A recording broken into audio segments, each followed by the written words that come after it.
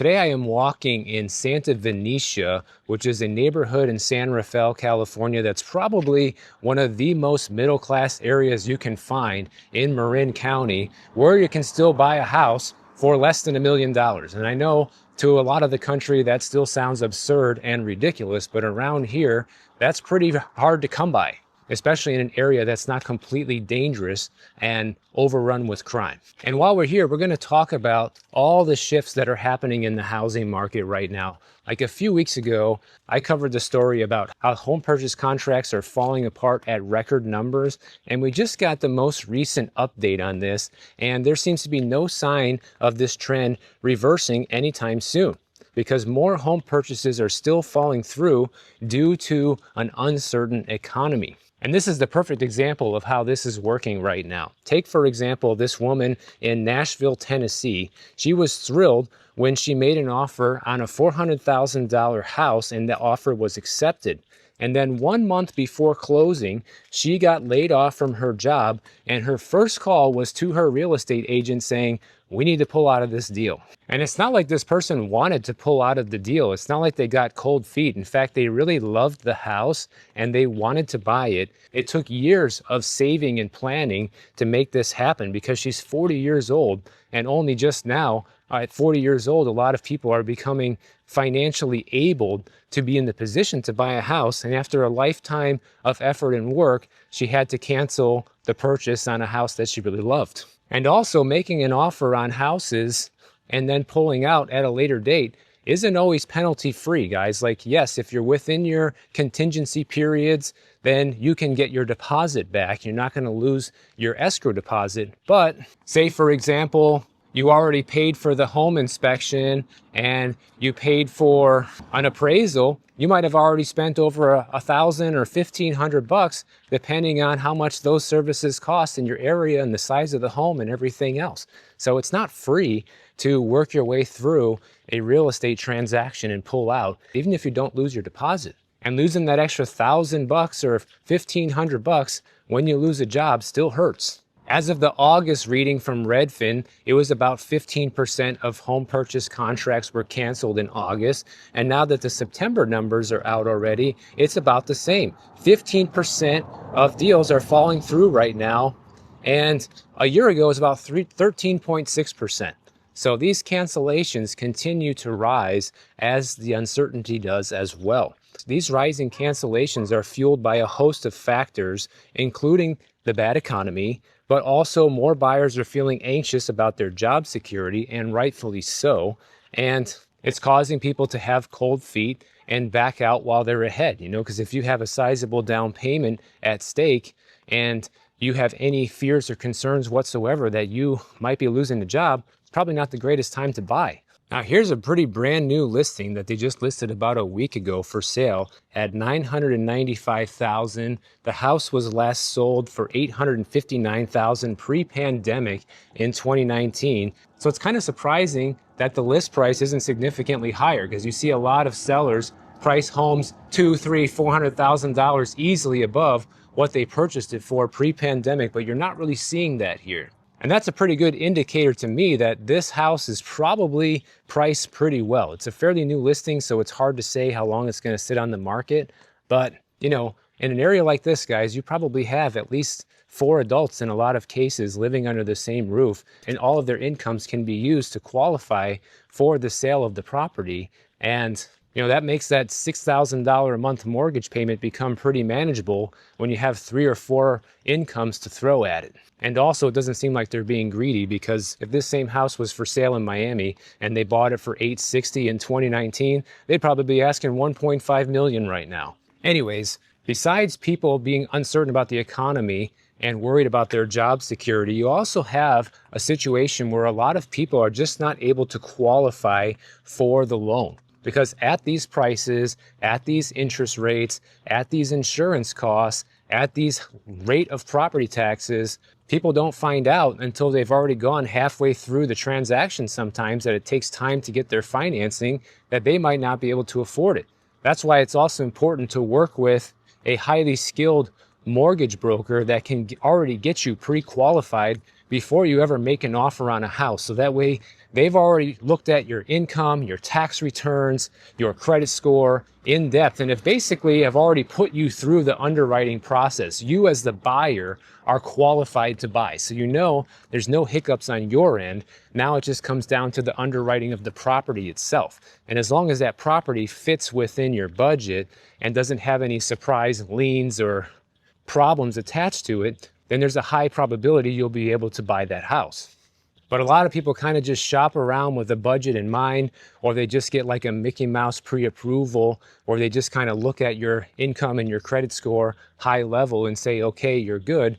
But once they start digging deeper into your personal details or the property itself, the whole thing goes kaput. And here's something that's great news for home buyers right now, is that not only the fact that more people are pulling out of deals, which leaves more opportunity and less competition for somebody who's seriously in the market right now, but also in September, 52% of homes were delisted compared to 1 year ago, according to Realtor.com. And even with that many delistings, we still have the highest level of inventory on the US housing market than we have had in 5 years.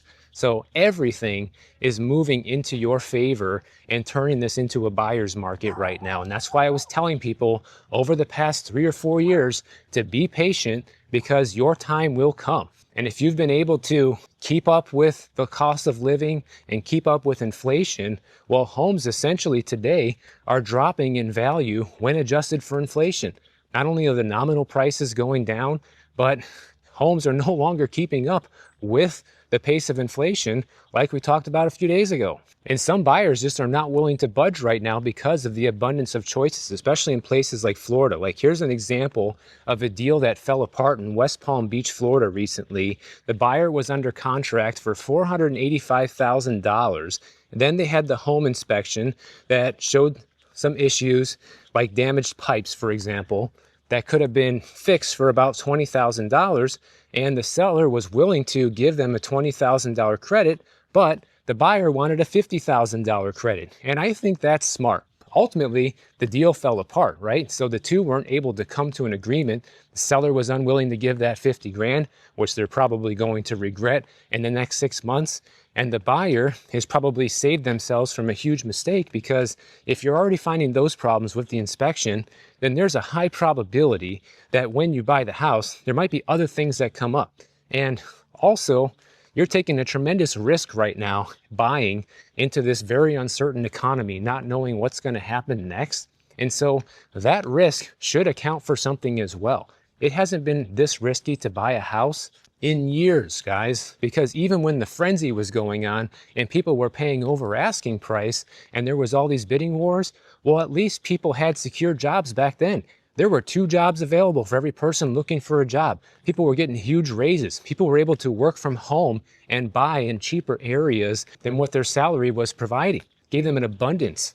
Now people are working off of a shortage. Now there's less than 1 job available for everybody looking for a job, and inflation has finally caught up and has squashed everyone's budget due to the increased cost of living. And because so many sellers haven't caught up to the new market reality and are not pricing homes appropriately in a lot of cases. Hi there. Hello. Hi. Hey, buddy. You want to say hello? How you doing? Bye. See you later.